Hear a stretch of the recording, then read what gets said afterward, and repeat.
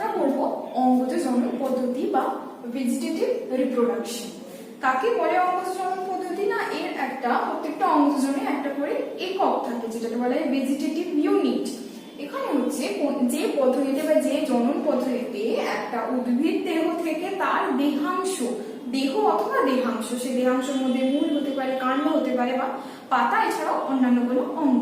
তাহলে কি হয়, দেহাংশ উদ্ভিদ দেহ থেকে বিচ্ছিন্ন হয়ে নতুন অপত্য উদ্ভিদ সৃষ্টি করে, তাকেই বলা হয় অঙ্গজ জনন।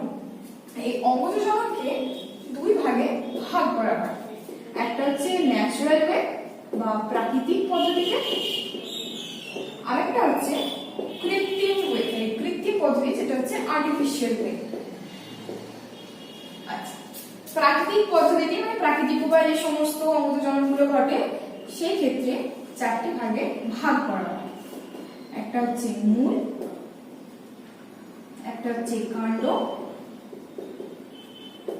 আর একটা হচ্ছে পাতা, আর হচ্ছে অন্যান্য অঙ্গ।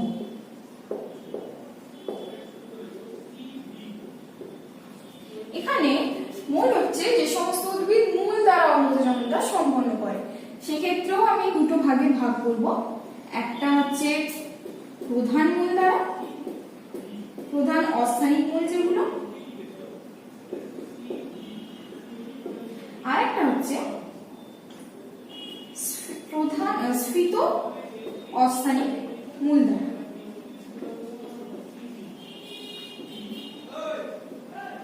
এখানে প্রধান অস্থানিক মূল হচ্ছে যে সমস্ত মূল থেকে উৎপন্ন প্রধান অস্থানিক মূল থেকে যখন অঙ্গজ জননটা সম্পন্ন হয়, যেমন হচ্ছে ডালিয়া, পেয়ারা গাছ ইত্যাদি এই পদ্ধতিতে অঙ্গজ জনন সম্পন্ন করে।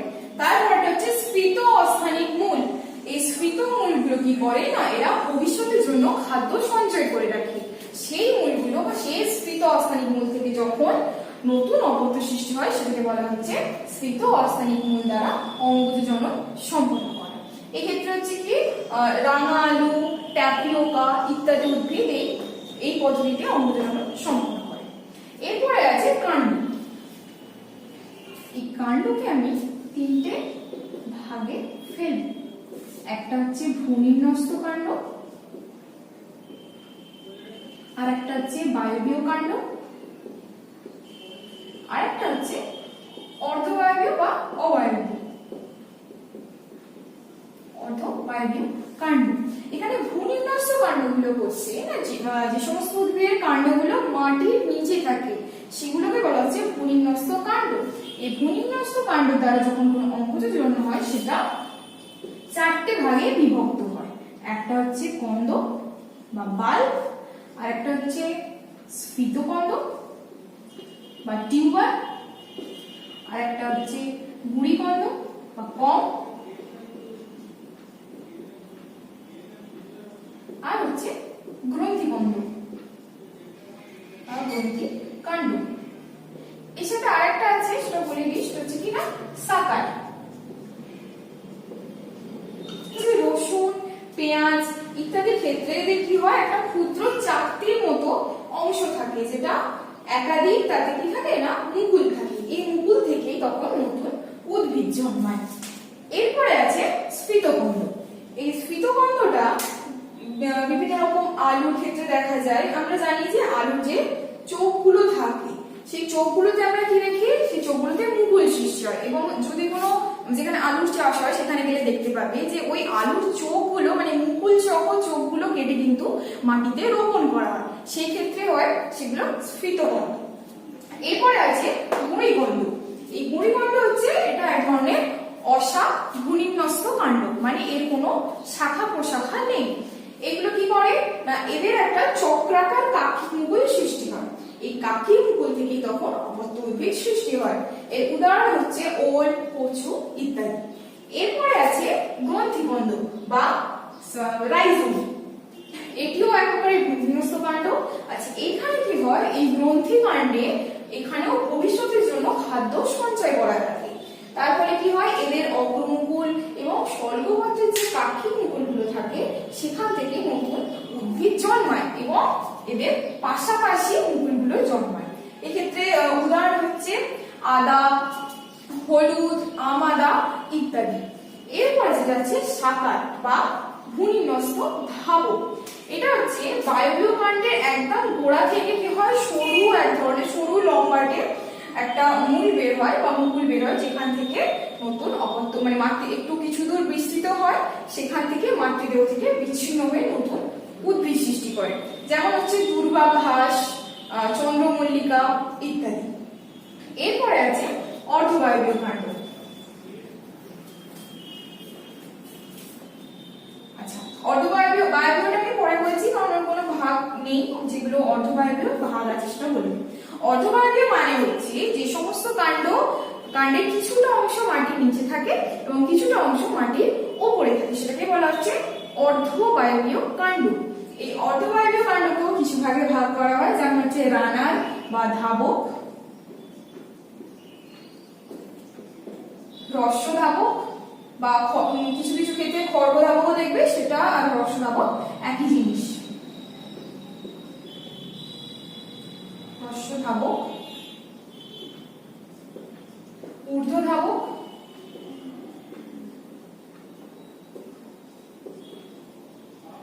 আর হচ্ছে বক্র ধাবক।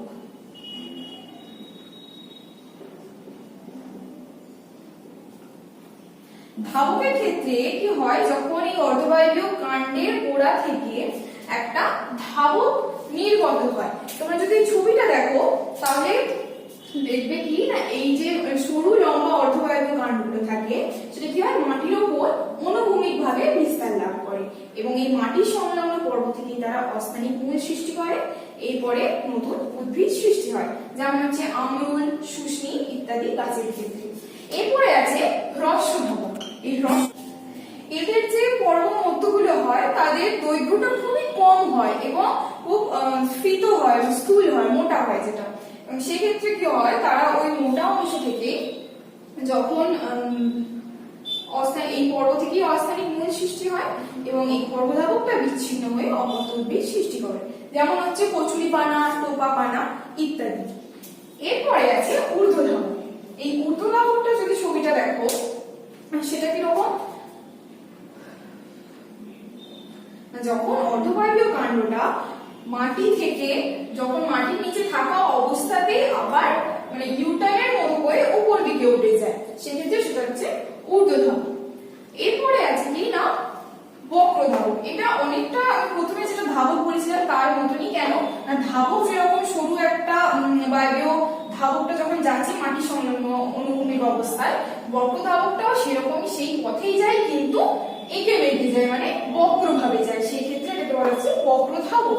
এর উদাহরণ হচ্ছে কি বিভিন্ন স্ট্রবেরি যে গাছ দেখেছি, স্ট্রবেরি, মেন্থা ইত্যাদি। এরপরে আছে বায়বীয় কাণ্ড, যেটা আমি পাঠিয়ে দিয়েছিলাম। এই বায়বীয় কাণ্ডটা এর কোনো ভাগ নেই। বায়বীয় মানে হচ্ছে কি, যেরকম ভূনিম্নস্থ ছিল মানে মাটির নিচে ছিল, অর্ধবায়বীয় যেটা অর্ধেক মাটির উপর এবং অর্ধেক মাটির নিচে, কিন্তু বায়বীয়টা হচ্ছে পুরোটাই মাটির উপরে অবস্থান করবে কাণ্ডগুলো। এই ক্ষেত্রে কি হয়, এদের কাণ্ডের মানে দুটো কাণ্ডের যে কি হয় পর্ব থাকে, তো সেই পর্ব থেকেই এদের অস্থানিক মুকুলটা সৃষ্টি হয় এবং এই অস্থানিক মূল শুদ্ধ যদি আমরা কেটে মাটিতে রোপণ করি, সেখান থেকে কিন্তু নতুন উদ্ভিদ সৃষ্টি হয়। এক্ষেত্রে হচ্ছে আমরা জানি ফণী মনসার যে ফাইলোক্লাইড থাকে বা পর্ণকাণ্ড থাকে, এছাড়া আখের যে পর্ব মধ্যগুলো থাকে তার থেকেই যে অস্থানিক মূলগুলো সৃষ্টি হয়, সেগুলো কেটে আমরা যদি মাটিতে রোপণ করি তা থেকে নতুন একটা উদ্ভিদ জন্মাবে। আচ্ছা, এরপরে আছে পাতা। পাতার কি হয়, যে পাতার যে সমস্ত শিরাবিন্যাসের কিনারাগুলো থাকে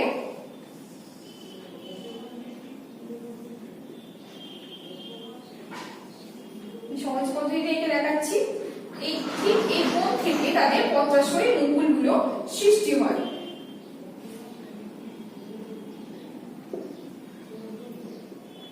পাতার ধার থেকে পত্রাশয়ী মুকুল সৃষ্টি হয় এবং তার থেকে নতুন অপত্য সৃষ্টি হয়, যেটা হচ্ছে পাথরকুচি গাছের ক্ষেত্রে দেখতে পাই, বিগোনিয়া গাছের ক্ষেত্রে আমরা দেখতে পাই।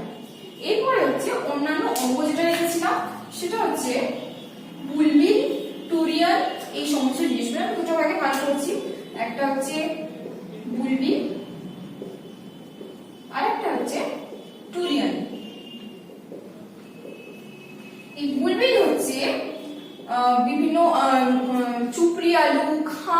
এদের ক্ষেত্রে দেখা যায় যে এদের অঙ্গগুলো বিভিন্ন ভবিষ্যতের জন্য খাদ্য জমিয়ে জমিয়ে একটা স্ফীত অংশ গঠন করে। সেই স্ফীত অংশকেই বলা হচ্ছে বুলবিল। এই বুলবিলটাই কি হয়, আস্তে আস্তে যখন একটু বৃদ্ধি পেতে থাকে তখন সেই মাতৃদেহ থেকে বিচ্ছিন্ন হয়ে আবার নতুন একটা উদ্ভিদ সৃষ্টি করে। এটা তো বললাম চুপড়ি আলু খামারের ক্ষেত্রে দেখা। আচ্ছা, এরপরে আছে টুইলান। এরা বিশেষ করে জলজ উদ্ভিদের ক্ষেত্রে হয় এটা। এরাও কিন্তু এর মতনই ভবিষ্যতের জন্য খাদ্য সঞ্চয় করে রাখা একটা স্ফীত অংশ। কিন্তু এখানে ইন্টারেস্টিং জিনিস সেটা হচ্ছে তারা তো স্ফীত অংশ হলো, বৃদ্ধি পেল, কিন্তু যখন মাতৃদেহ থেকে বিচ্ছিন্ন হয়ে যাওয়ার পর সারা শীতকালটা এরা নিষ্ক্রিয় অবস্থায় থাকে, মানে বলা হয় যে এরা বিশ্রামরত অবস্থায় থাকে। কিন্তু যখনই বসন্তকাল আসে বা বসন্তকাল আসার ঠিক আগে পর্যন্ত আগমনে কি হয়, এরা অঙ্কুরিত হয় এবং নতুন উদ্ভিদ একটা সৃষ্টি করে। এরপরে আছে যেটা কৃত্রিম উপায়ে অঙ্গজ জন্ম। এই কৃত্রিম উপায়ে অঙ্গজ জন্মকে ভাগ করছি আমি কয়েকটি ভাগে। যেমন হচ্ছে প্রথমে শাখা কলম, তারপরে লেয়ারিং বা দাবা কলম, তারপরে হচ্ছে জোড় কলম, আর হচ্ছে গুটি কলম। আচ্ছা, প্রথমে হচ্ছে যেটা শাখা কলম।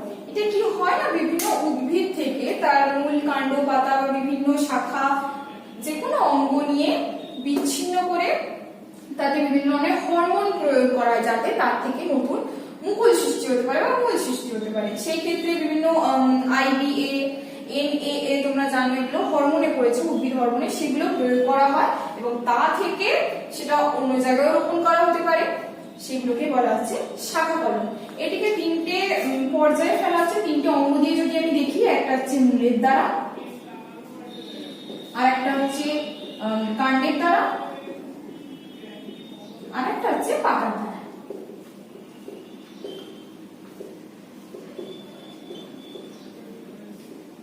মূলের দ্বারা যদি বলি সেগুলো হচ্ছে উদাহরণগুলো যদি দিই, যেমন হচ্ছে আপেল, কমলা লেবু ইত্যাদি গাছের ক্ষেত্রে। কাণ্ডের দ্বারা যদি বলি সেটা হচ্ছে গোলাপ গাছ, জবা ফুল গাছ ইত্যাদি গাছের ক্ষেত্রে। আর পাতার শাখা কলম যদি বলি সেটা হচ্ছে পাথরকুচি, বেগুনিয়া, যেগুলো আমরা এর আগে পড়েছিলাম যেমন প্রাকৃতিক উপায়ে, সেরকমই কিন্তু পাতা এই সমস্ত গাছের ক্ষেত্রেই হয়। পাতার দ্বারা শাখা কলম এই সমস্ত গাছের ক্ষেত্রেই ঘটবে। এরপরে আছে দাবা কলম বা লেয়ারিং। এটা হচ্ছে একটা কোনো উদ্ভিদ, তার কোনো যদি অঙ্গকে আমরা কলম করতে চাই, মানে কোনো সেটা কাণ্ড হতে পারে, এই কাণ্ডকে কি হয় তখন কোনো তখন বিচ্ছিন্ন করা হয় না, যখন কাণ্ডতেই বালুকাময় মাটিতে জোর করে চাপ দিয়ে কি করা হয়, বালুকাময় মাটির সাথে অনুভূমিক তলে রাখা হয় এবং মাঝে মাঝে সেটাকে জল সিঞ্চন করতে হয়। সেখান থেকেই দেখবো কি আস্তে আস্তে সেখান থেকে অস্থায়ী মূল সৃষ্টি হয়েছে। যেমন আছে, যদি ভাগগুলো আছে কয়েকটা, তিনটে দাবা কলমে: মাউন্ট লেয়ারিং,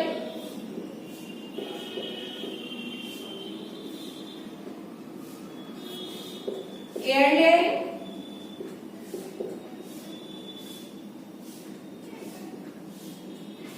আর হচ্ছে টিপ লেয়ারিং। এছাড়া অনেকগুলোই আছে। টিপ লেয়ারিং, মাউন্ট লেয়ারিং এর ক্ষেত্রে সেটা হয় না, শাখার কিছু অংশ মাটির মধ্যে এবং শাখার অল্প ভাগে মাটির উপরে রাখা হয়, যেমন হচ্ছে চন্দ্রমল্লিকা, পুদিনা ইত্যাদি। এয়ার লেয়ারিং হচ্ছে যে সমস্ত সব গাছের তো আর কাণ্ডগুলোকে বাঁকানো যায় না, জোর করে বাঁকানো যায় না, সেক্ষেত্রে এয়ার লেয়ারিংটা ইউজ করা হয়। মানে হচ্ছে যে সমস্ত কাণ্ডের শাখাগুলোকে বাঁকানো যায় না, সেক্ষেত্রে কি হয় না, তাদের ওই গুটি কলমের সাহায্যে কিন্তু অঙ্গজ জননটা সম্পন্ন করা হয়, যেমন লেবু, আখ, পেয়ারা, লিচু ইত্যাদি। এরপরে আছে টিপ লেয়ারিং। এই প্রকার দাবা কলমে কি হয় না, বিটপের নিচের অংশটাকে বাঁকিয়ে মাটিতে স্থাপন করা হয়, যেমন হচ্ছে ব্ল্যাকবেরি, ডিউবেরি ইত্যাদি। আচ্ছা, এরপরে আছে জোড় কলম। এই জোড় কলম এখানে দুটো উদ্ভিদের প্রয়োজন হয়, মানে যদি আমি দুটো একই প্রজাতি একই গণভুক্ত অথবা ভিন্ন প্রজাতির উদ্ভিদ নিতে পারি অথবা একই প্রজাতির উদ্ভিদ নিতে পারি, কোনো অসুবিধা নেই।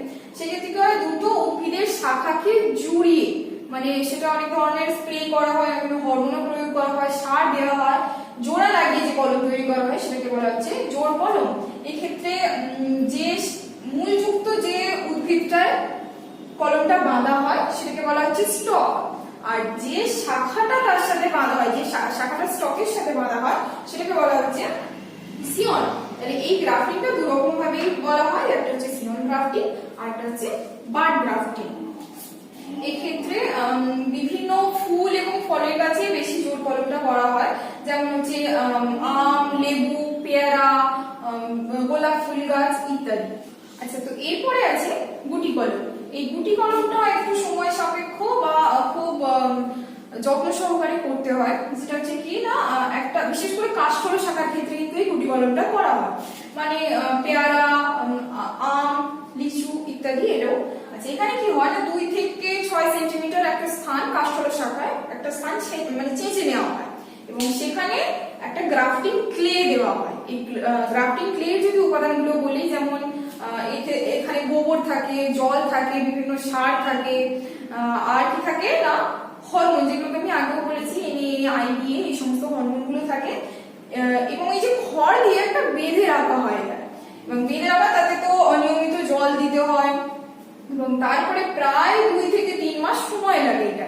এই 2 থেকে 3 মাস পর যদি পর্যবেক্ষণ করা হয় দেখা যায় কি সেখান থেকে মূল সৃষ্টি হয়েছে এবং সেটাকে তারপর আবার অন্য জায়গায় কেটে নিয়ে রোপণ করা হয় এবং নতুন উদ্ভিদ সৃষ্টি করা হয়। এটা গেল গুটি কলম। এরপরে পড়বো মাইক্রোপ্রোপাগেশন বা অণুবিস্তারণ পদ্ধতি। এটি একটি পালন পদ্ধতি, মানে কালচার মাধ্যমে পালন করা হয়। যদি সংজ্ঞা বলি সেটা হচ্ছে কি না কোনো উদ্ভিদের কোষ, কোনো কলা বা কোনো অঙ্গকে একটা কালচার মাধ্যমে রাখা হয়, একটা পুষ্টি দ্রবণে রেখে তাকে পালন করা হয়, মানে পালন প্রকৌশলের মাধ্যমে যখন বংশ বিস্তার করা হয় সেটাকে বলা হচ্ছে মাইক্রোপ্রোপাগেশন বা অণুবিস্তারণ পদ্ধতি। এর যদি সুবিধা বলি, অনেকগুলো সুবিধার পয়েন্ট হবে, যেমন হচ্ছে খুব দ্রুত পদ্ধতিতে ক্লোন সৃষ্টি করা যায়, রোগমুক্ত উদ্ভিদ সৃষ্টি করা যায়। এছাড়া কি হয় না বীজহীন ফল, যেটাকে আমরা পার্থেনোকার্পিক ফ্রুট, যখন তোমরা উদ্ভিদ ধরনে করেছো সেটা অক্সিজেনের অভাবে ছিল, এই অক্সিজেনের প্রভাবে ঘটেছিল, এক্ষেত্রেও কিন্তু অণুবিস্তারণের দ্বারাও পার্থেনোকার্পিক ফ্রুট তৈরি করা যায়। এই 3-4টে পর্যায়ে ফেলবে পদ্ধতিটাকে। প্রথমে যদি বলি যে একটা প্রথমে নির্বাচন করা হচ্ছে কোন উদ্ভিদের কোন অঙ্গটাকে নেব, সেটা কোনো কোষ হতে পারে, কোনো কলা হতে পারে, অথবা কোনো অঙ্গ হতে পারে।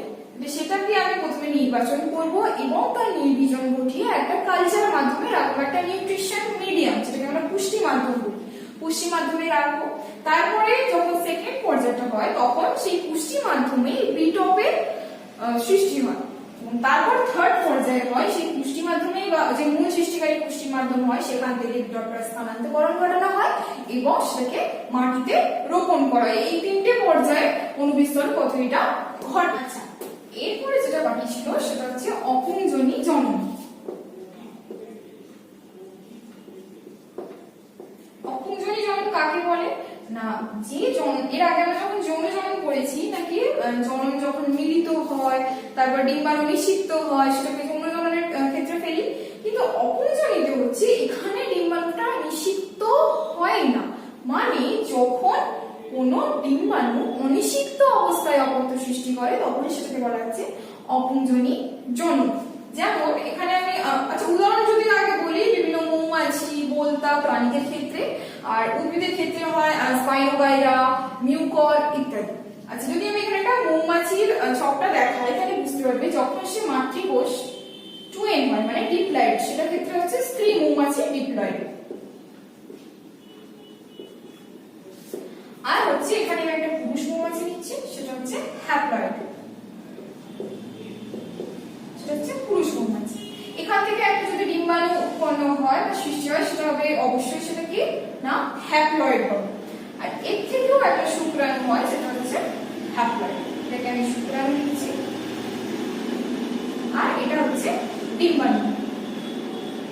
এবার কি হয়, যখন এই শুক্রাণুটা উপস্থিত থাকে তখন অবশ্যই এই ডিম্বাণুটা এর সাথে মিলিত হয়ে নিষিক্ত হয়ে কি উৎপন্ন করে না একটা স্ত্রী মৌমাছি উৎপন্ন করছে, যেটা হচ্ছে পূর্ণাঙ্গ মৌমাছি। আচ্ছা আমি একে যৌনগুলো এখানে বলে দিই, এটাও ছিল পূর্ণাঙ্গ,